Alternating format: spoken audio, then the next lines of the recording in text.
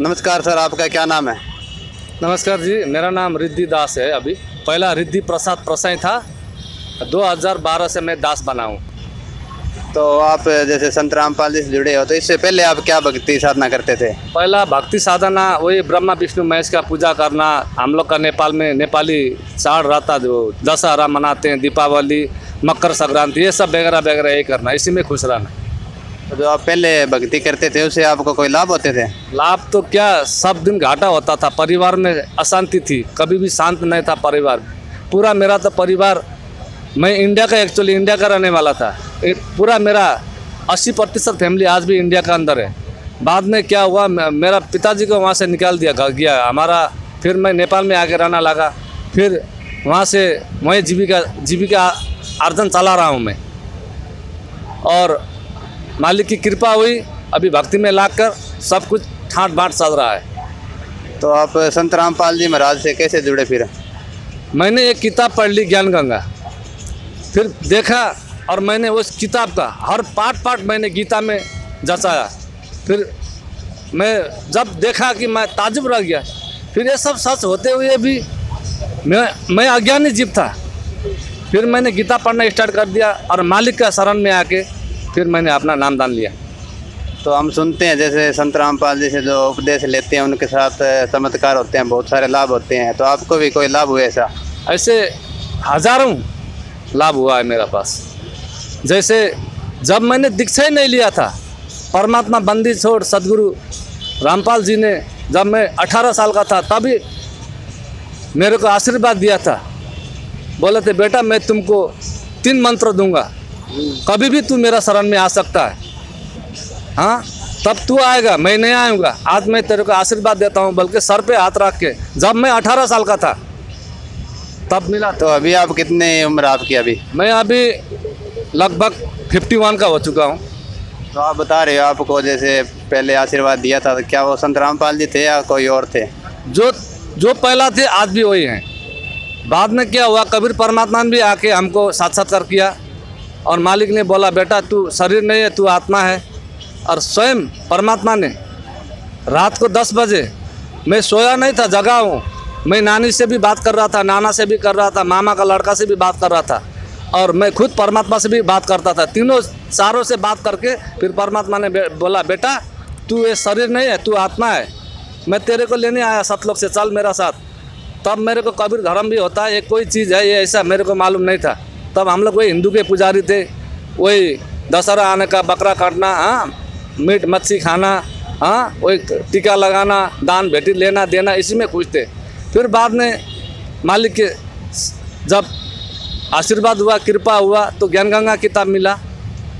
फिर बाद में जब ज्ञान गंगा पढ़ा, वो तो बात की बात है। फिर परमात्मा ने क्या किया, हमको एक दिन रात 10 बजे मैं मेघालय से घर आया था, मेघालय से नेपाल का घर आया था। तो रात ही 10 बजे सोने का टाइम में मैं बात कर रहा था नानी से, नाना से, पूछ रहे थे कैसा है उधर का हालत, सब ठीक ठाक है? हाँ, मैं ठीक ठाक बोल रहा था। तभी खिड़की से कबीर परमात्मा दिखाई दिए, लंबा दाढ़ी, वही लाल गुलाब चेहरा। मालिक बोले, बेटा मैं तुमको लेने आया, चल मेरे साथ। ठीक उस टाइम 10 बजा था। मैं खुद अभी भी मेरे को पूरा होश है। मैं घड़ी देखा तो 10 बजा था। मैं बेटा, फिर मेरे को ये हाथ पकड़ के बोले, बेटा चल मैं तेरे को लेने आया। इतना सा खिड़की और लोहे के सरिया ऐसा लगा था। परमात्मा वहाँ से ढूक के मेरे सीने में बैठकर बोला, बेटा मैं अभी भी तुमको लेने आया। फिर परमात्मा ने अपना छोटा लीला दिखाया, छोटा सा इतना सा बड़ा रूप बना के, वहाँ से हाथ डाल के मेरा अंदर में, यहाँ से मेरा आत्मा निकाल के, रूह निकाल के इस हाथ में रख के, यहाँ पे रख के परमात्मा यहाँ बैठे और मेरा आत्मा को यहाँ रख के बोला, और मेरा शरीर से वो वार्ता कराया। शरीर बोलता मैं तुमको जाने नहीं दूंगा, मालिक बोलते मैं इसको लेके जाऊंगा, तो कितना दिन रुकेगा? तो फिर ऐसा वार्ता हो रहा था। फिर नानी को उल्टा सीधा सुना। नानी ने क्या सुना, मैं उनसे बात कर रहा था, मेरा मामा का लड़का भी दूसरा कुछ बात सुन रहा था। उसमें मालिक बोले, मैं तेरे को लेने आया, हाथ पकड़ के। फिर बोला, बेटा तू कितना है देखता है? फिर मालिक ने, ये अंगुली कटा हुआ है, देखिए ये अंगुली, ये कटा हुआ अंगुली उतने हमारा आत्मा है, ये कटा हुआ अंगुली का उतने बड़ा हमारा आत्मा है।